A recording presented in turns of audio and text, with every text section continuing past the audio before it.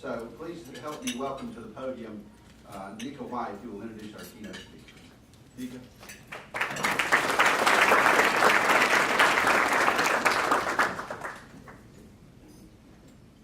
Thank you, Steve, and good morning. As Steve mentioned, I am Nika White, the Vice President, Diversity and Inclusion for the Greenville Chamber, and you all are in for a great treat this morning. 7 habits you will spend your lifetime trying not to break. If that does not get you excited, I'm not sure what's going to this early Friday morning. Usually we spend a lot of our time trying to decipher how to break bad habits. Today, Tim is going to talk with us about how to keep some really good habits going that's going to prove to be fruitful to propelling us as a community and as individuals to the next level. I want to take just a brief moment to give you a little bit of information about someone that I have had the honor and privilege of getting to know over the past 10 years. Tim is not only a personal friend, but he's also a professional that I really look up to, admire, and a very important part of my network. Tim is high energy. That will not take long for you to pick up on at all once he reaches this podium. He's a fast-paced person with no lack of humor, vision, passion, and zeal. If you ask who he is, he will tell you that he is a leader, a communicator, and an artist. Tim approaches challenges by crafting unique solutions that get results, by pairing keen insights with excellent delivery, imaginative word pictures, and powerful illustrations. Tim can ignite any group. Through his passion for creativity, vision, and communication, Tim has built successfully 2 businesses in the upstate of South Carolina that continue to this day to provide extraordinary service to the clients they serve. His motivational tactics drive his staff to tap into the deeper well of who they are and generate greater results, and a lot of members of his staff are actually here today. I want to tell you a little bit about his company, Peculiar. Tim serves as the idea guy. When you receive a business card from Tim, his title literally says the idea guy. But he serves as the creative director for Peculiar, which is a marketing, interactive, and design agency.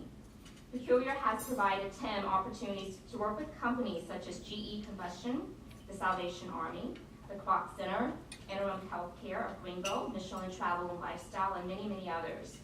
The Idea Group is another business endeavor of Tim. Tim and his partner Sydney, who is here this morning as well, they launched the Idea Group in 2012, a partnership of thinking and doing. The Idea Group allows him to focus on helping businesses, organizations, and individuals get greater results through creative consultation that organizes, refines, designs, and distributes their clients' products and services. Currently, the Idea Group is working on several different initiatives, and one of the things that is most impressive about Tim and his entire staff is how generous they are with their time and their talents. There's been so many opportunities where his entire staff has given those gifts to the community to help foster and develop different nonprofit agencies and organizations. He is a member of the Board of Advisors for the Greenville Chamber. He is our 2013 Minority Business of the Year, and his firm is a participant in our Minority Business Accelerator program, which is a program where we have selected high potential, high profile minority-owned businesses to grow and to thrive and compete more effectively in the marketplace. In life, there's certain people whose paths you may cross, and you always want to make sure that you continue to remain connected with them because you see the value of that relationship. I have to say hands down that Tim is one of those individuals, and I truly appreciate him. I view him as an extension of my team.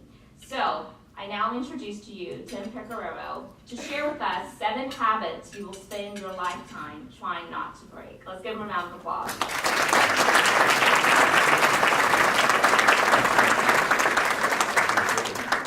Well, good morning, all. How are you? Why don't you look to someone to your left? Yeah, left. Yeah.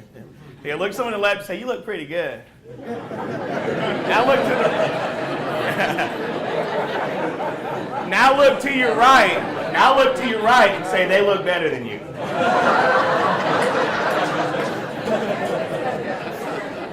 Anyways, I hope you're here and you woke up, because if not, I do want to wake you up and get you started.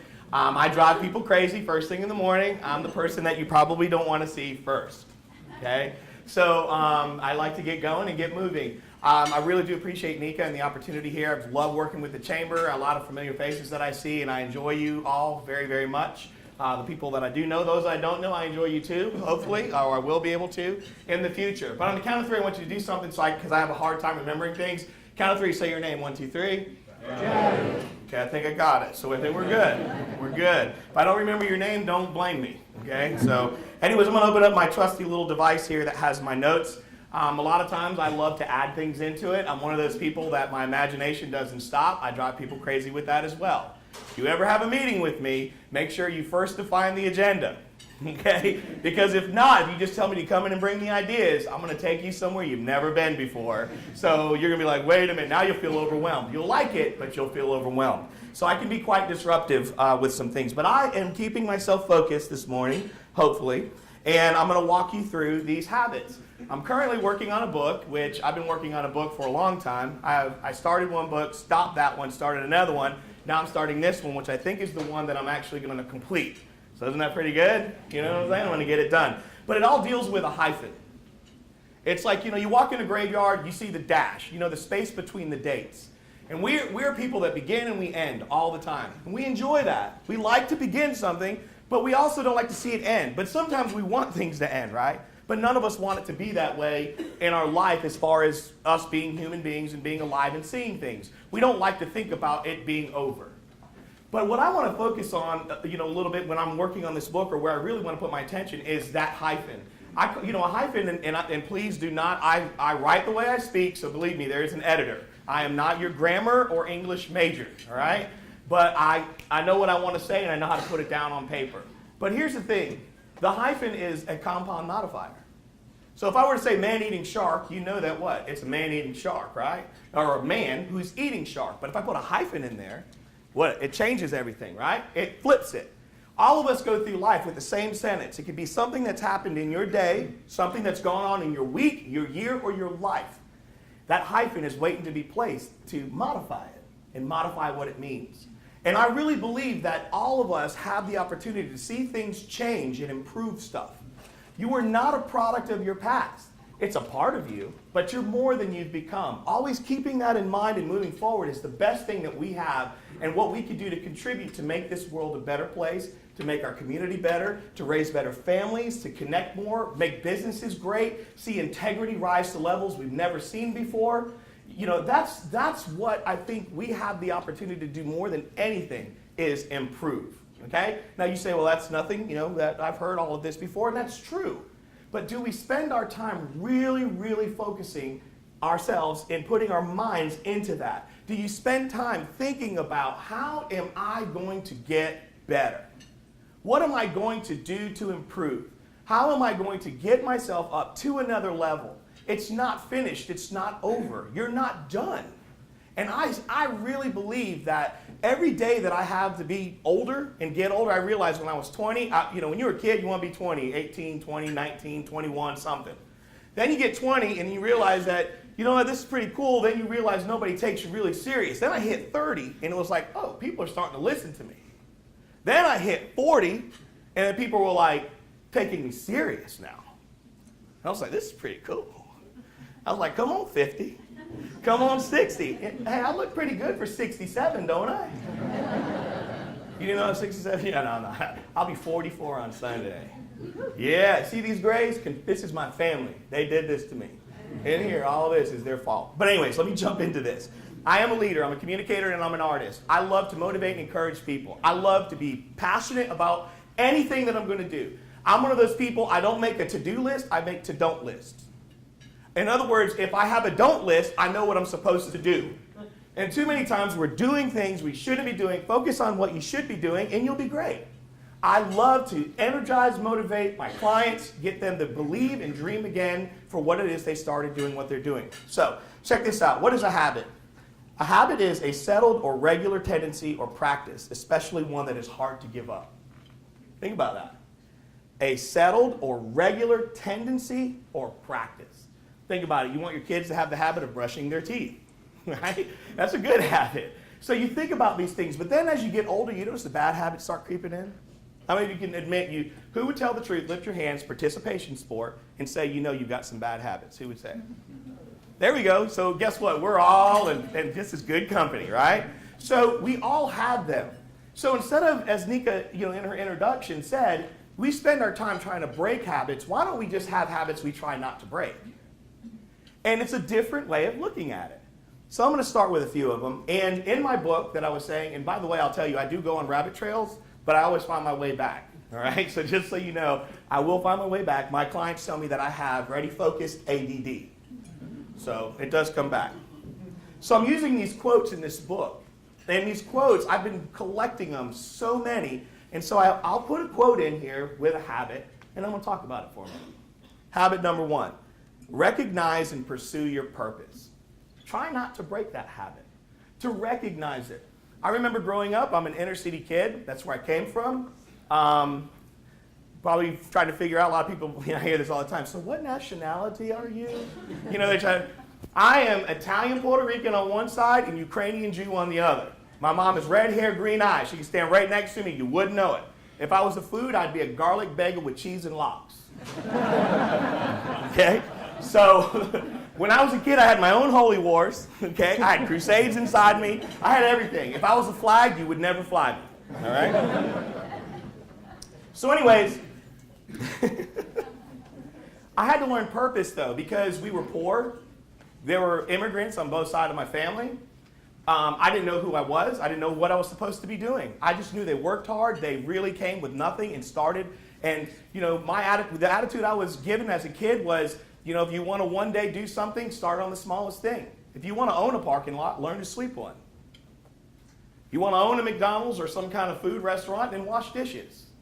But I was always that person, and I started to learn who I was, and these traits and attributes became a part of me, and I realized my potential. Then I was able to embrace my potential, and then I was able to start to maximize it. And then that led me into purpose. I want to read something. Here's a quote. One is not born into the world to do everything, but to do something. You would really do well in not breaking your pursuit of purpose if you would keep that in your mind. Stop trying to do everything and just do something. Just something. You would have greater reward by doing something that you can say is tied to your purpose than trying to do all these other things that really don't matter. We all pursue waves of recognition. That's what we look for. But I try to tell people what that's like. It's like a surfer that every time, if he wants to ride a wave, he's got to paddle out far and he's got to wait. And a lot of the times, we're not productive because we're waiting for a wave that we say we never rode. Well, why are you so tied up in all of that? Why don't you just enjoy the water and do something? Second habit, focus on what you can do. So, listen to this quote. It's important to remember, I am only one, but I am one. And what I mean by one is I am whole. It's like a relationship when they say, hey, we're going to be 50-50. Then I'm going to say, then where's the other 50%? Wait a second. How is it if Gary and I are together and we're 50-50 and I say, well, how about Gary, you be 100% you and I'm 100% me? Because if you're telling me it's 50-50, I want to know where your other part's going. I am one. I want to bring Gary in the relationship a whole person. I want to be whole. I don't want to bring him a bunch of things that he doesn't know about that are behind me dragging, things that he might be able to smell, hear, or taste, or feel that may drive him crazy. I want to be one. So check this out. I'm only one, but I am one. I cannot do everything, but I can do something. I will not let what I cannot do interfere with what I can do.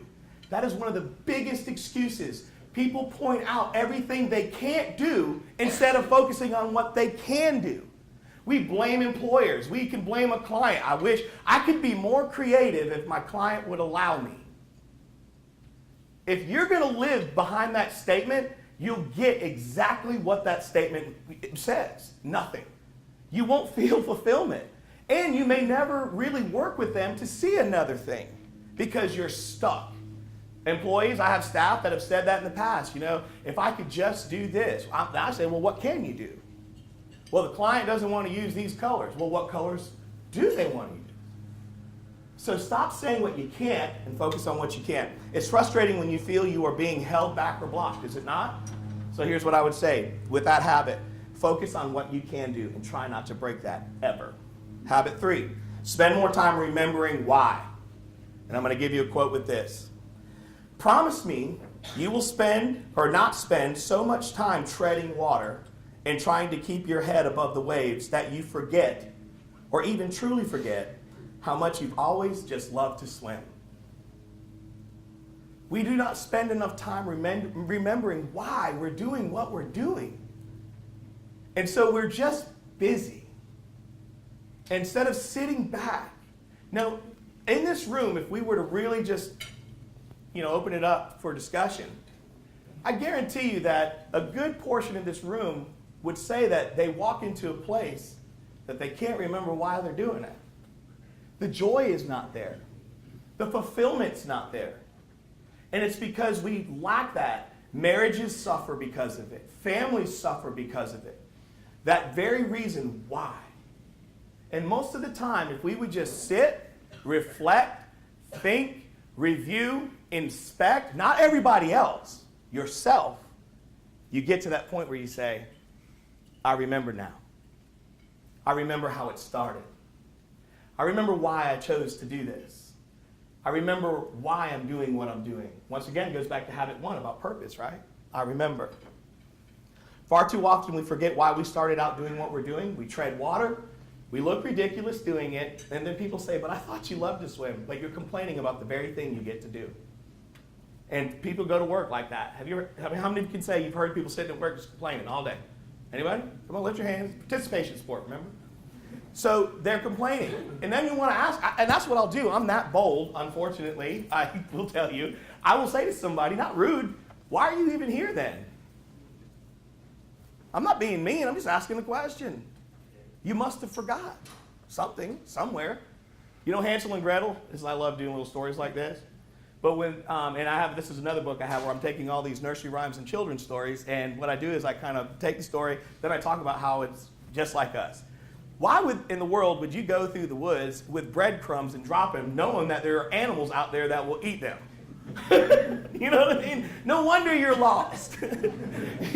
And it's because, they had so much vision for doing something, they forgot about what they needed, so they knew how they got there, and why they were there. Then they were lost. That's like us. We don't think things through, and we don't remember why, and we end up somewhere we don't want to be. Okay? Habit number 4. And if I lose number track, somebody correct me too here. Habit 4, never be afraid to ask for help. Oh my gosh. I can tell you right now in my family, it is like the trophy of the Ukrainian family.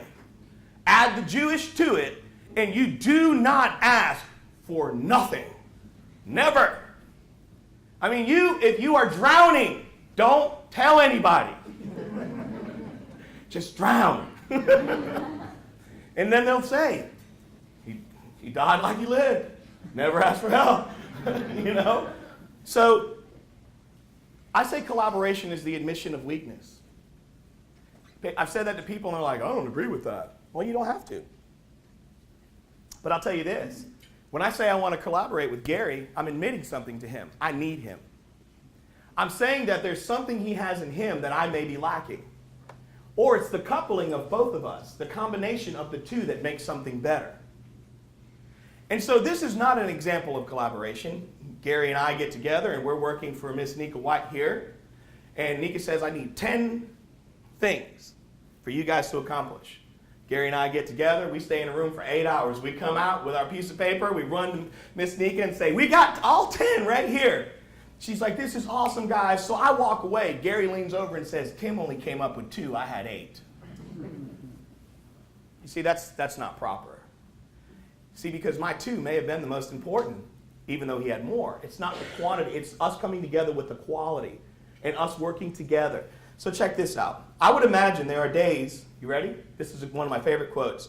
When Superman wakes up, glances at his cape, and wonders, when is someone going to save me? We all think we're super at times. But sometimes it's okay to look at your own cape and say, you know what, I really could use your help. It's okay to break down. And I'm going to say something else, especially to men. I don't know how you grew up, but crying when I was a kid was a symbol of weakness. And unfortunately, where I grew up, a lot of my stories would scare some of you. Because once again, the inner city is not like suburban where I live now. It's nothing like it. But we were told you don't cry, it's a sign of weakness. Well, guess what I've learned now? It's one of my favorite things to tell people. You know, crying is not a symbol of weakness anymore, but it's a sign that you've been strong too long. And so sometimes you letting it out, breaking down a little bit, and being vulnerable would be one of the best remedies for your life and your soul that you could ever experience. So next time, man, if you see your wife crying, she's been strong too much. And women, if you see your man breaking down, first applause, but then also realize the same thing. Because not everybody that has a tender heart. So try not to break the habit of not being afraid to ask. Number 5, choose collaboration always. All I know, here's a quote, all I can comprehend of the mathematics of life are the times your hand is inside of mine and the times it's not. We all know when we're alone on something. And we all know what it's like to feel alone. And there's nothing better. My sweet little baby angel Eden, my little girl, 4, she'll be 5 in November. I am twisted, wrapped, and tucked. I am so many ways around her little finger. And she can just reach out and put her hand in my hand. And the joy and the comfort that I have. 2 boys as well. They still will hold my hand, 14 and 12. They will still kiss me right on the lips, right on the mouth. And I love it. They're my little men. But there's something about when they know they have their papa's hand. Well, it's the same thing with Gary if he knows I'm with him. Because he'll know when he feels my hand in his and he'll know when it's not. It's an obvious thing. But a lot of us spend our lives and our days and we're forgetting that we were walking with someone that maybe we left them. Or maybe they left you, but you'll know it. So try not to break that. Try not to lose sight of being in partnership and really being next to somebody and hold their hand. It sounds silly, but man, the feelings you get and knowing that I'm with you, I will not be away from you. And if you experience the emptiness, all you have to do is tell me and I'll bring my hand right back. Because we all let go. So, as accomplished as we can be and how, in our day, in our work, in our life, and as complicated life can be, life is much better when we're in partnership. Then habit 6, live life to the fullest. And I don't mean recklessly either. Because remember, we started off with purpose. Live your life. Get stuck in the moments. Not in the negative way as you too was trying to tell someone you're stuck in the moment and you can't get out of it. I'm talking about if you're having tea with somebody, have tea with them. Be in the moment. Be there. Be present.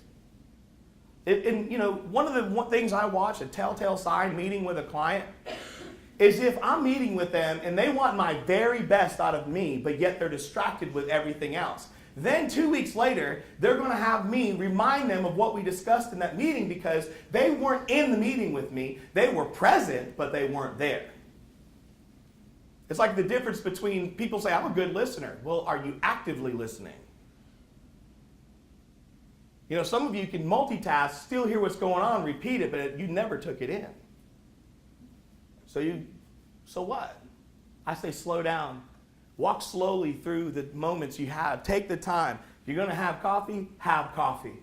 If it's 5 minutes, give 5 minutes. Give all the 5 minutes.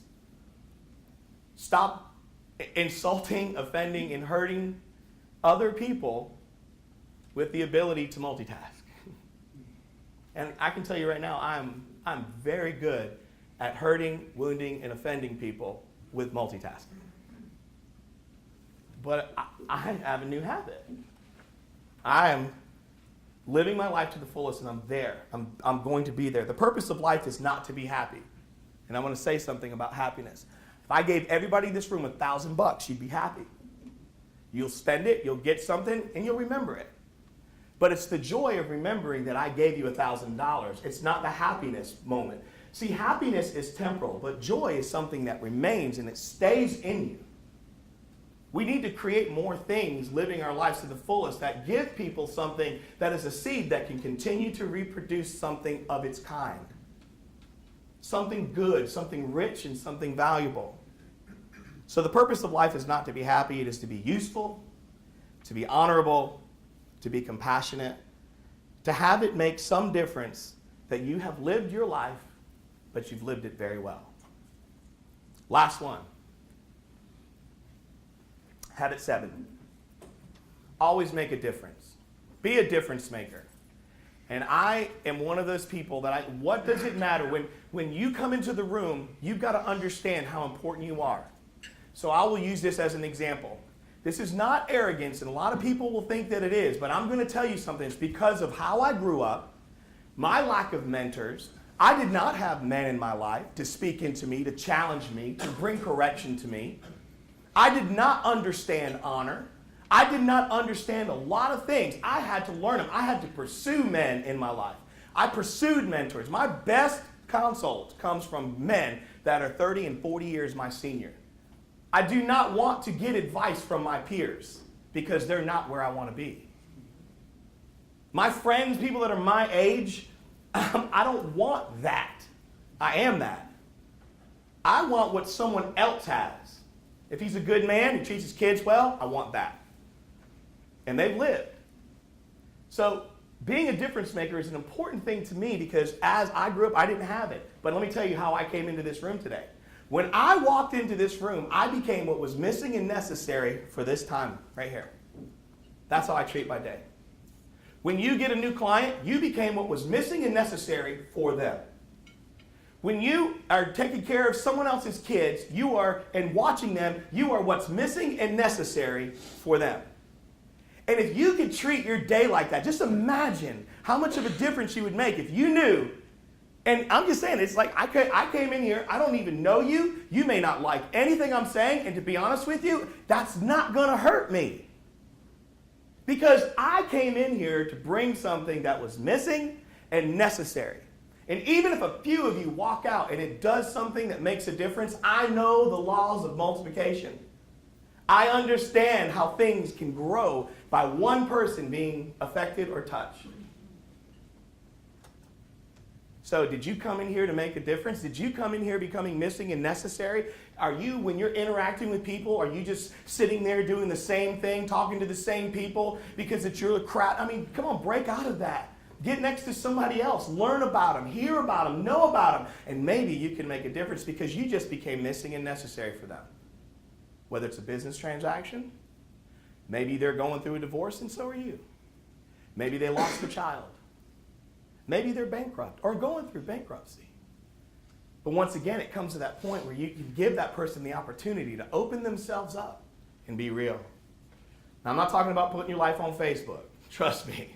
I can't stand everybody posting. I went to the bathroom, went to the mall, got toilet paper. Look at this. You know, my kid learned to tie their shoe. I mean, don't get me wrong, but it's like I don't live my life on, I want real relationships. I can count on one hand the people that are closest to me. And they've been that close to me for more than 20 years. That's difference-making type of ingredients. Let me just tell you. Making a difference is something that will never fail you. And no one ever needs to see you do it. No one even has to know you're a part of it. You can be behind the scenes. You could be the person that just writes a check that changes somebody else's life. I really believe if we would spend our time doing that, we would be so rewarded. Nika brought up the fact that we do nonprofits, a lot of work for them. You know why we do them? I worked for one for 10 years. Nonprofits have incredible vision, and they're terribly underfunded. You know how hard that is? So we used to always create something out of nothing with very little money. Then I started thinking, what if we could do that for other nonprofits, but I don't have to be on their staff? And then we put a team together, and that's where we started. Our first major contract was GE. And the second contract was Miracle Hill Ministries, who to this day, we're still the agency of record that you see all the billboards and all that work. We do that work. And one helps pay for the other. Isn't that wonderful? But it makes a difference, even in the business life. I coach sports. I get out there with my boys play soccer. Now they're at academy level. They travel all over the place, but you don't like because it costs too much money. And if you're one of those people that organize those programs, I won't talk to you. It's a lot of money, man. Whew. can buy a car. I mean, you know what I'm saying? I'm to the point where I want to tell my 14-year-old, because he's talking about driving, which I got to give you this little story. I made him sweat almost like he was going to pass out. We were coming home from church one day, and we were on Jonesville Road, right up there when you get from Main Street and you get on Jonesville and you come around. And so I pulled over in this neighborhood, and I said to my son, I pulled in this neighborhood, and he was just looking at me like, what's going on, Papa? You know, I was quiet. I was trying to be all like, you know, like I didn't want to give anything away. Stopped the car, took the seatbelt off, opened the door, and I got out like this. He's just looking at me like, what's going on? I said, get out of the car. So he gets out of the car. He's like, what's wrong? I said, get in the driver's seat, son, you're going to drive. He was like, oh my God, you know. Now I have it's an older model, 2006, with a 5.7 liter Hemi motor in it. So of course, you know, when I was a kid, it was press the gas as far down as possible and feel the engine, you know. So I'm telling him, now son, this is not mama's car, okay? This is different. He was like, okay, so he gets in there, and it's funny because he's 5'5" now, or 5'4", whatever, but he's down behind the wheel. I'm like, now son, grab the buttons, lift it up, do all your thing, come on. So he did it, lifted up, and he got himself situated, put his seatbelt on. He was doing like 5 miles an hour down Jonesville. It was hilarious. He was gripping the steering wheel like this, and so when he was trying to make a big turn, he wouldn't let go, and I'm like, son, let that hand out there. So he's going around like his body's getting all contorted. We get to the house, he gets out of the car, and he's sitting there, and his feet kept sliding. I'm like, what's wrong? He said, my feet are sweating, Papa. And he had his flip-flops on. He said, my feet are sweating. So then the World Cup was on. We were watching soccer. He's sitting there, and after the match was over, this is a full 90-minute match, and he was like, he kept doing this. I was like, what's wrong? He said, Papa, my heart won't stop. It won't stop. Anyways, that's living in a moment. That's being a part of something. That's what I like. That mattered more to me than anything. It meant something to him because you know what I realized in that moment? I made a difference in his life. I did something for him. And guess what? I didn't have that. I didn't have a father. I was told my father was dead, but he was alive. See, but that doesn't define me. I have figured out that no one else is the excuse for my existence. My existence depends on me learning that I can make a difference. I am here for a purpose. And man, I'm going to spend time not breaking habits, but making ones that I don't want to break. That's what I want to do. And I hope you'll do the same. Thank you.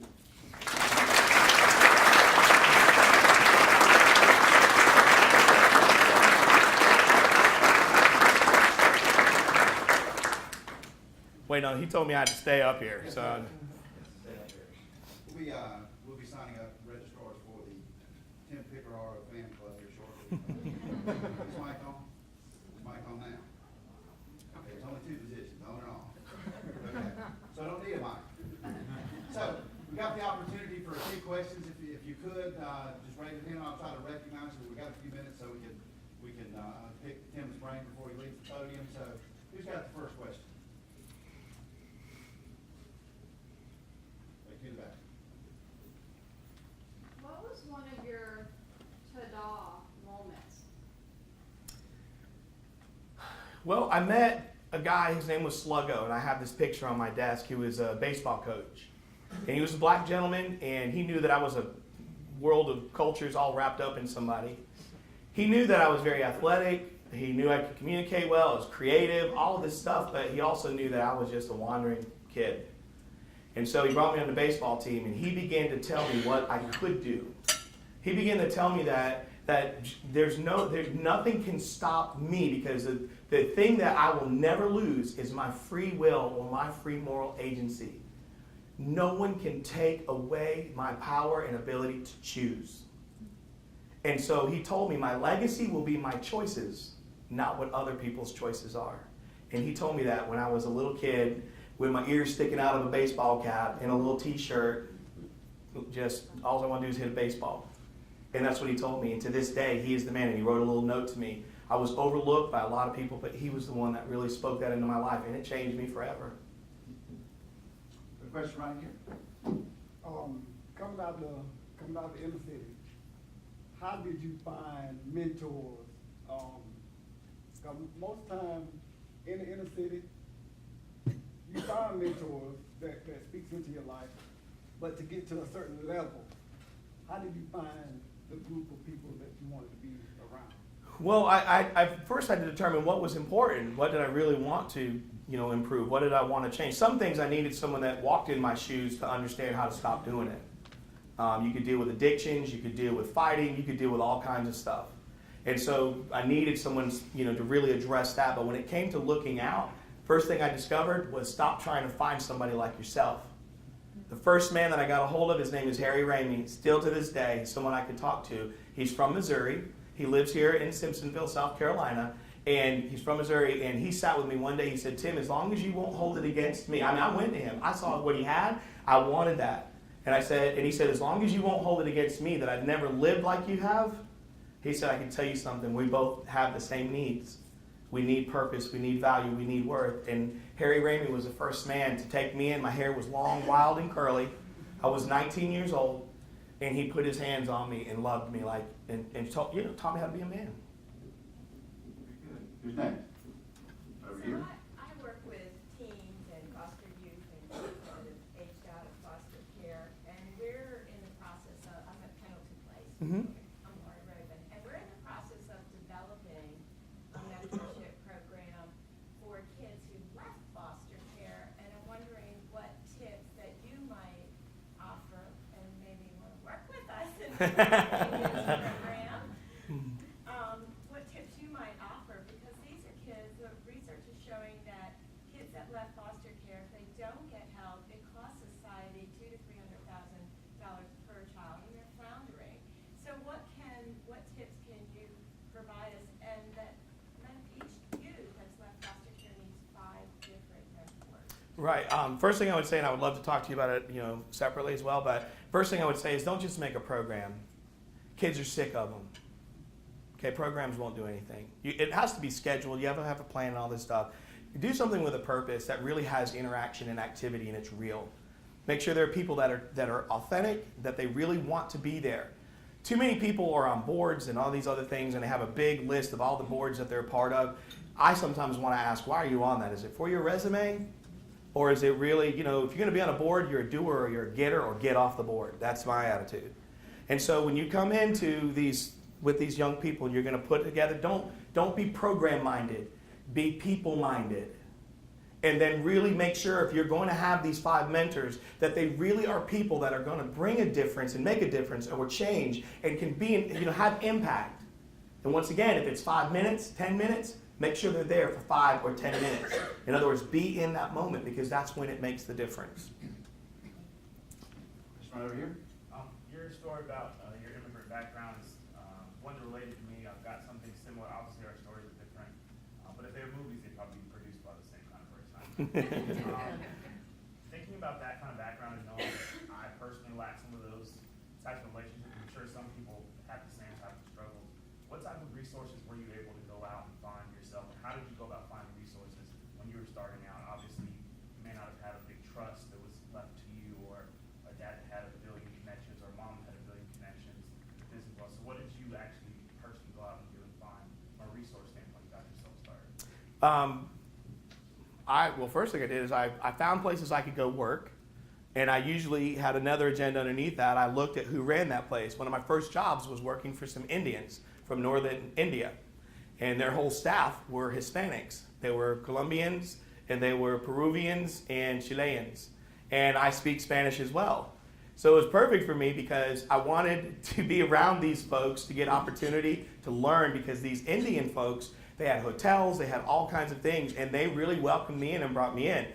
The work ethic, though, I love being around this Latin community because these guys worked all the time. So I first made my own little war chest, if you're talking about resources financially, but I also got around folks where I could learn, and they mentored me. They taught me about being business-minded.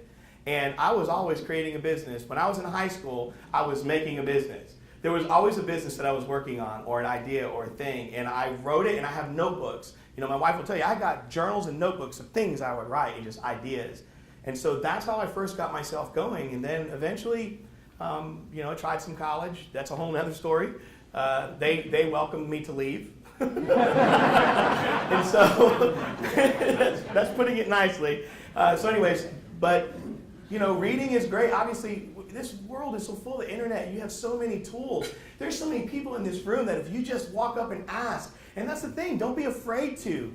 And you know what? Let your immigrant status or what you don't have, me not having a father, is not the thing that is a negative. It's not the scarlet letter. Actually, it's my advantage. Because now, everyone will say you can't pick your family. Well, guess what? I didn't have that father figure. And since I did, instead of me being upset about that, how about I get to pick a father figure? You know what I'm saying? Turn it around. Next question. Yes. So, and actually it's a comment, it's an observation as well. So, I know you're the idea group, you're the idea guy, and I know you have Peculiar, which is wonderful services that I've used myself to do all of this marketing and all of that. But what I really hear is this man that's motivated and really involved in the people in companies. So I want to hear more about that, because what I see is, yeah, you can do all this other stuff, all the tactical things. But what I really, really see is this person who wants to inspire. Right. So if you could talk about that a little bit. Yeah, I can't give you passion, but I can show you mine. That's what I tell people. And what the beautiful thing is, and I don't hide this, but I'm a Christian. And if you look up passion, you'll see the description of the crucifixion of Christ. He didn't come to give passion, he came to show you his, and that's why he died. It's with a purpose. So first thing I want to do when I walk in the room, people know I'm there because I'm very passionate. I'm showing them my passion. And so when I'm there also, the things, and I'll just cut down to it, I get sick of, you want to have wage discussions? How about this? Why don't we get corporations to stop wasting money? It's not about the CEOs making money. How about corporations that waste it on foolish things that we see all the time? End of the year comes, if you don't spend it, you lose it. So they dump money in ridiculous places. So one of the things we like to do is walk in there, sit down with them and say, hey, you know what, before you spend the money, let's talk about what you're trying to ultimately do, why you're doing it.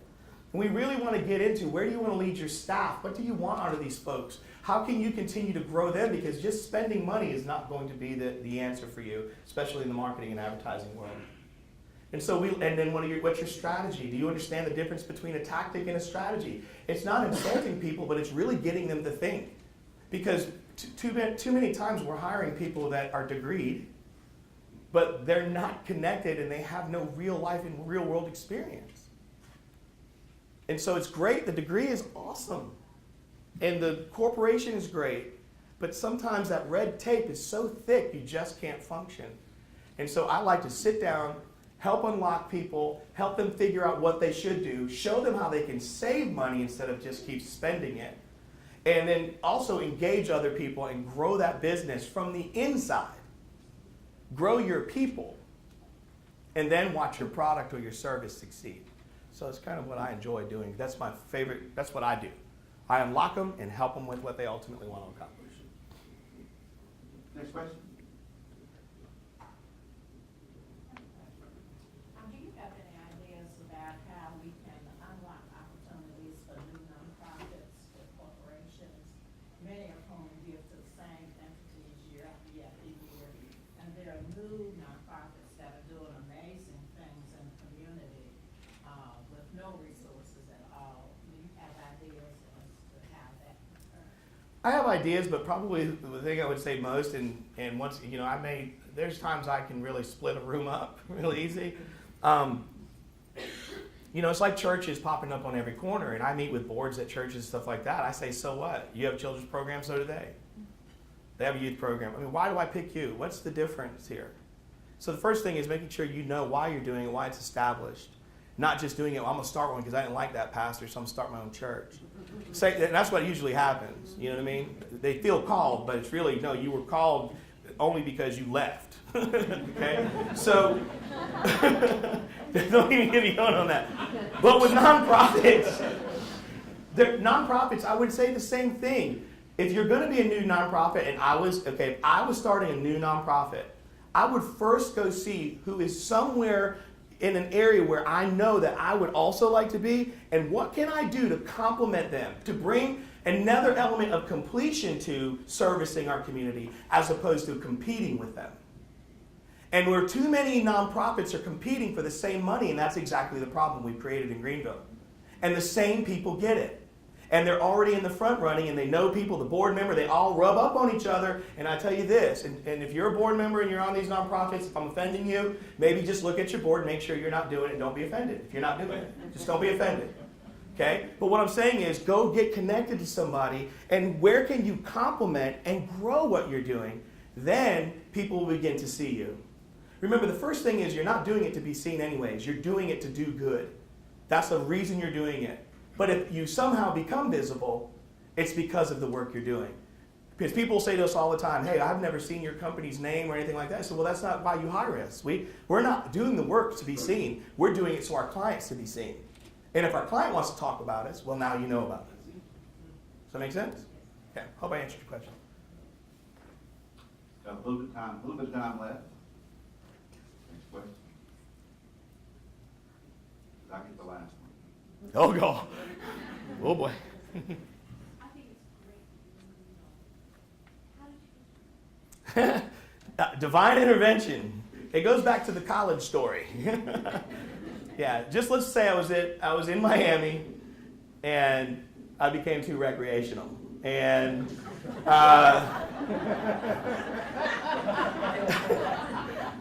I liked South Beach, and I was there.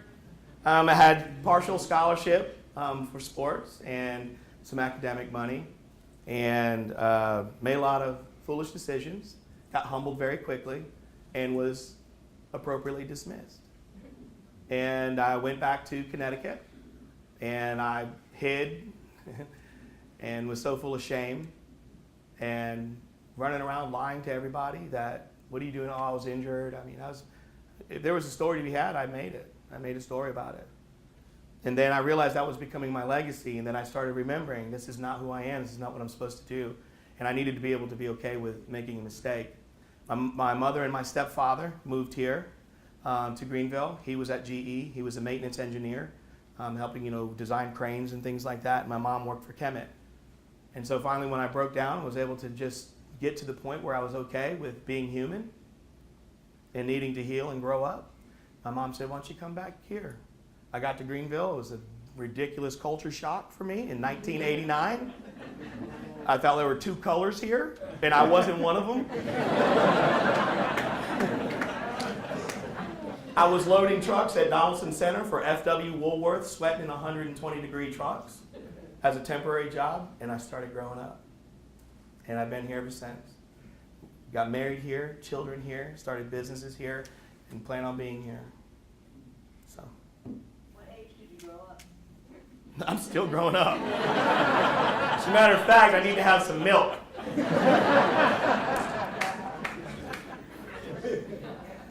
Tim was born at a very young age. Yeah. And all those Florida warrants have been cleared. Yeah, the warrants. I will tell you the truth, though. I have a friend that works for Greenville County. When I was going back to Connecticut, when I went to my 10-year high school reunion, I called my buddy at the police department and I said, hey, can you check on something for me? He checked and all's clear.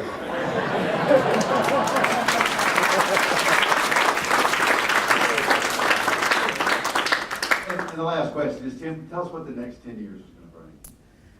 Wow, that's pretty good. Next 10 years, I want to really be much better. I really want to not recognize the man I am now. I mean in a positive way. In other words, I want to know it's a significant difference.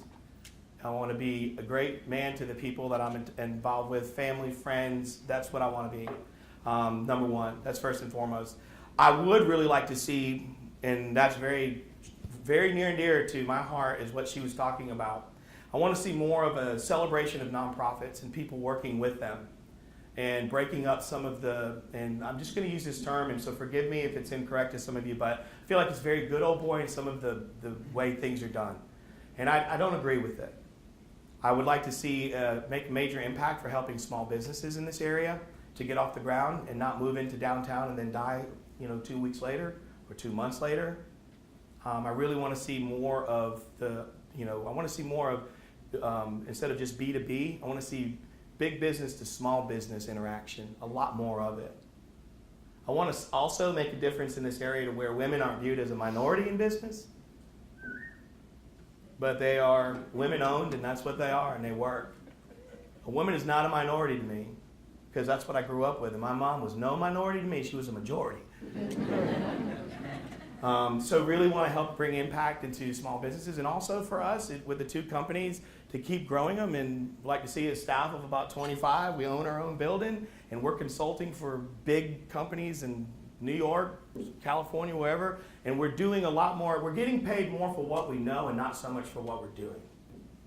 And I would like to see that, so it's kind of what we like to do. So there you go. Fantastic.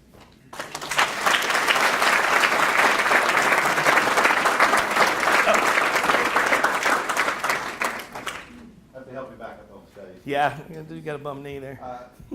Great presentation. What a privilege it was to hear from you. And we have a gift from the chamber members to you, Reimagining Greenville by John Boydowski. Okay. And Mayor White and John Boydowski personalized it for you. And we do not take responsibility for what John wrote in this book. Okay. Thank you so Big round much. of applause for Thank you.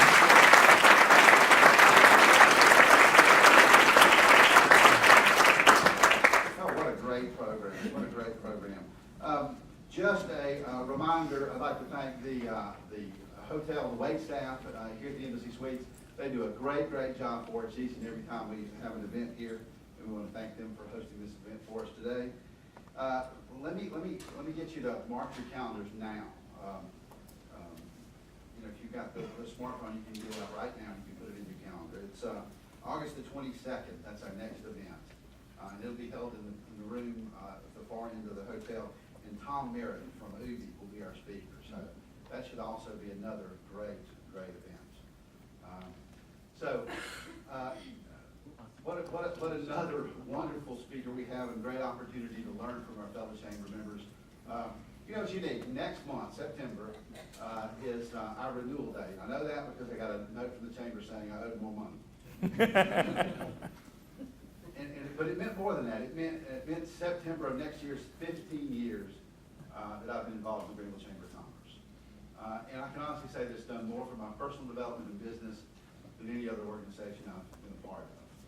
And you ask the question, why has it been so impactful? And I've had people ask me before, what's the chamber all about? And you know, in explaining what the chamber's all about, I could take them downtown and show them the nice building we have, you know, the collaborative area, the ability to use the small rooms for conferences. I could take them over to the Next Innovation Center, and I could show them the Next Innovation Center, the Iron Yard Labs, and all the cool stuff you can write on the walls over there. I still think that's great. You can write on the wall. You can't do that at my office. But honestly, if I was going to show people what the Greenville Chamber of Commerce is all about, I'd bring them right here. I'd bring them right here, because this is what the Greenville Chamber is all about. Not cold programs, but warm handshakes. Not buildings, not brick and mortar, but flesh and bones. Us, me and you. Helping each other, helping the community. And it's great that we come together under a common ethos of creating one of the premier business communities in the world. And it's just been a great privilege for me to be a part of it, and I hope you feel the same way. What I'm going to do now is adjourn us to a productive Friday and a great weekend. Thanks for your attention. It's been wonderful to see you. We are adjourned.